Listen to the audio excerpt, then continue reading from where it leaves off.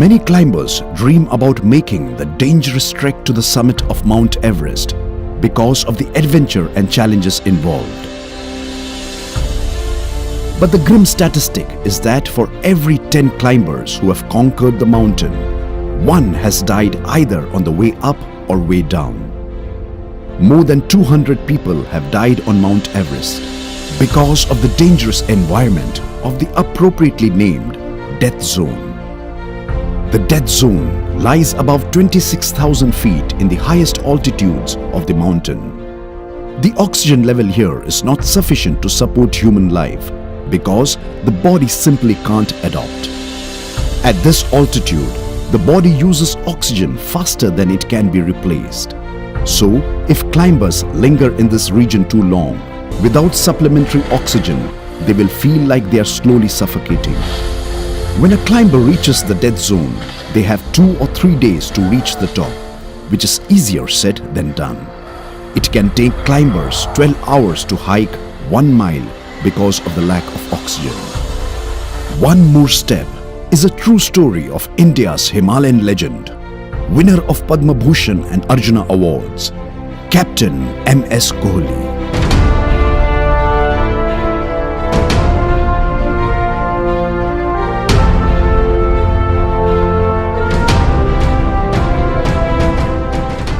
From among all the hair-raising and thrilling near-death experiences he had, Captain Kohli, then deputy leader of the team and leading the summit party, takes you to the death zone, sharing with us which is perhaps the highest human survival incident ever in the world.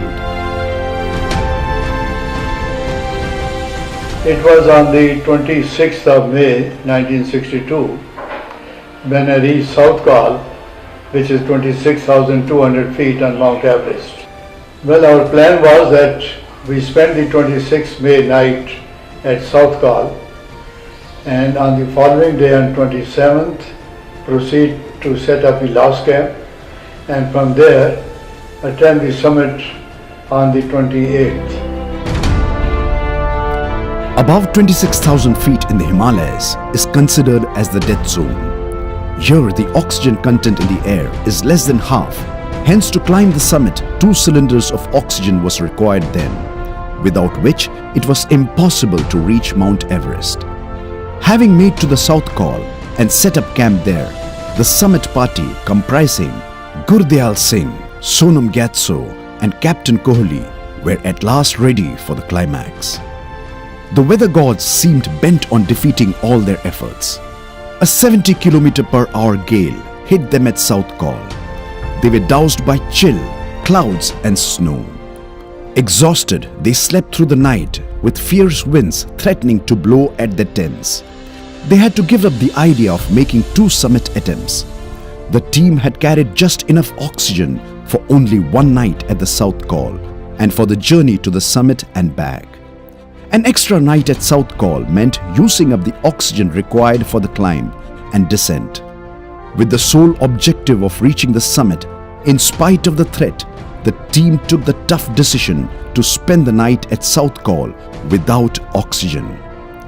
28th morning, the weather appeared calm, so they decided to move on. But however, before reaching the last camp, Gurdial Singh started feeling unwell and they had to retreat. A few hours later, Harry Dang from the support party took Gurdial's place and they climbed to Camp 7 at 27,600 feet, spending the 28th night there. We were quite happy and we were looking forward to attempt the peak on the 29th. 29th is the day when Edmund Hillary and Tenzing had climbed Everest in 1953. And the next morning again bad luck caught us. We had a terrible weather conditions. I couldn't even go out to answer the call of nature. We were 3 of us. Along with me was Sonam Gyatso and Hari Dang. Sonam and I have been on Everest even in 1960, so we knew the route well. And we got into a tremendous amount of debate whether to go back now or whether to stay extra day and night without oxygen. I think it was sensible to go back, but then we thought the whole country is awaiting our climb, and having missed the summit in 1960, this time I think we should make an extra effort and spend another day and night without oxygen and go up on the 30th. So that was the decision. I can write a book on how we spent a full day and full night without oxygen, but to cut the story short, we managed it, and on 30th morning at 7 o'clock, we were ready to leave.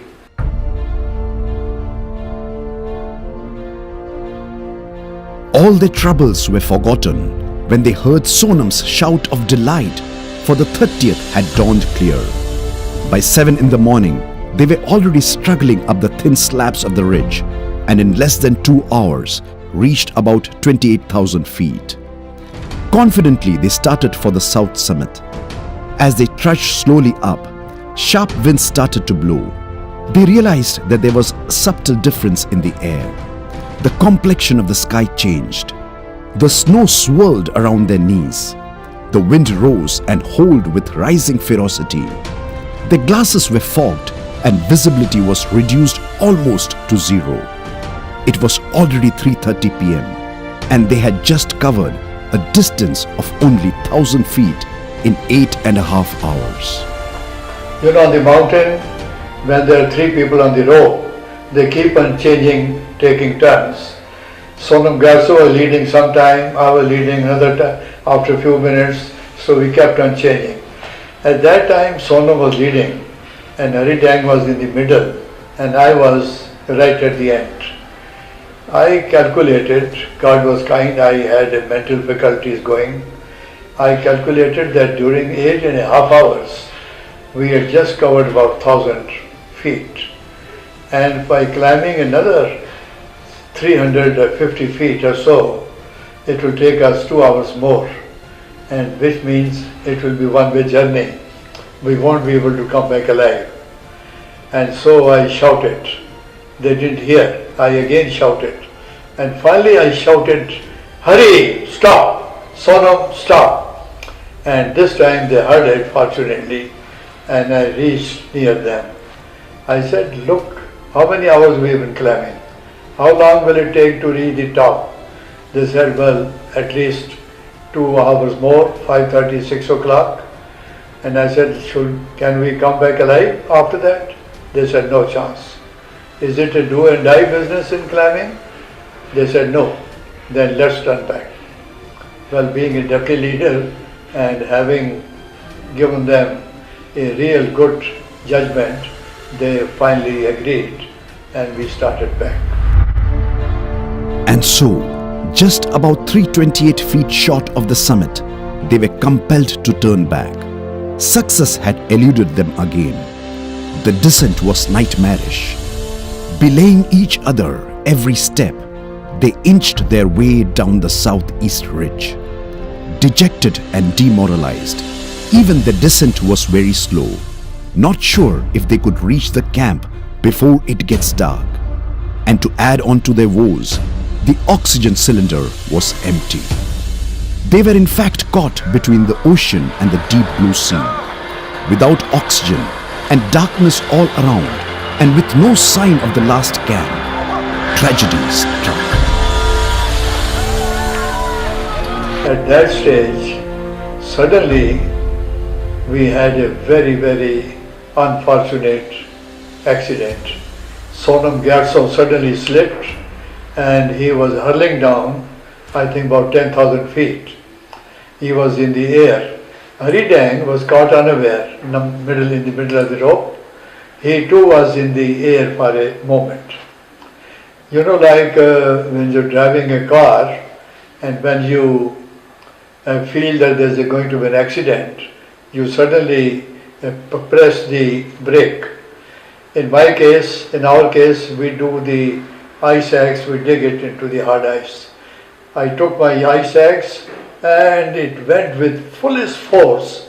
Nearly 1/3 of ice axe went into the hard ice and both of them were held fortunately.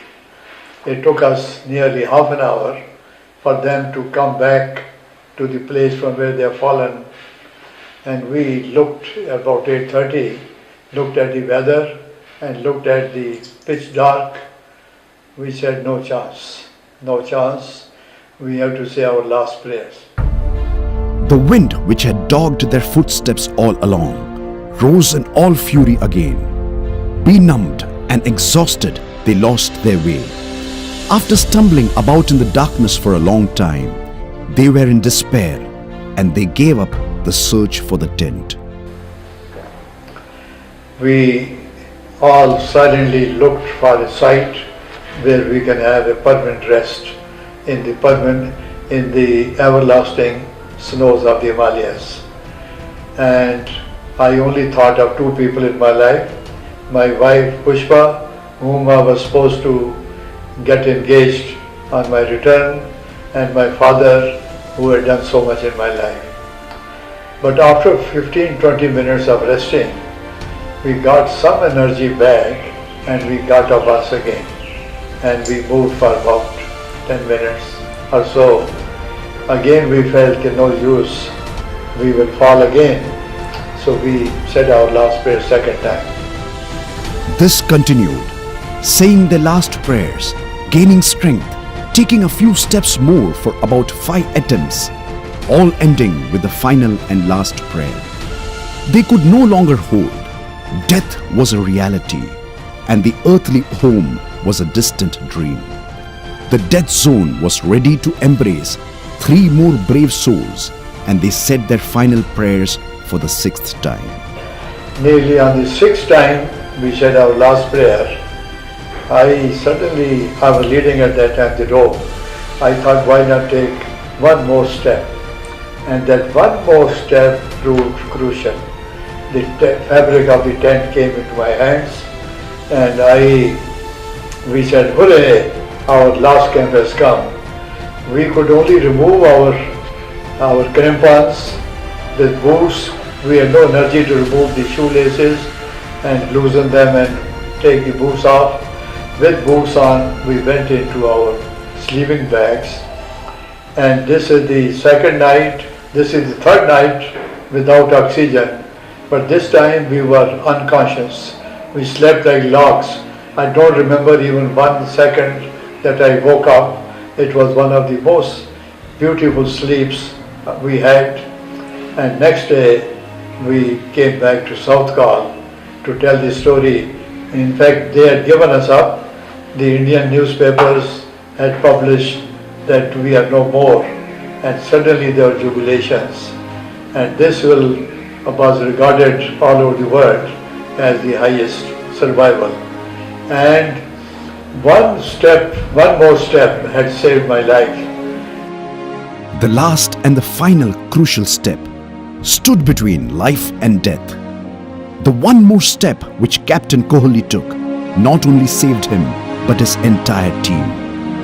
And if it wouldn't have been for that one more step, we wouldn't have had the story nor the many breathtaking adventures of India's Himalayan legend, Captain Manmohan Singh Kohli.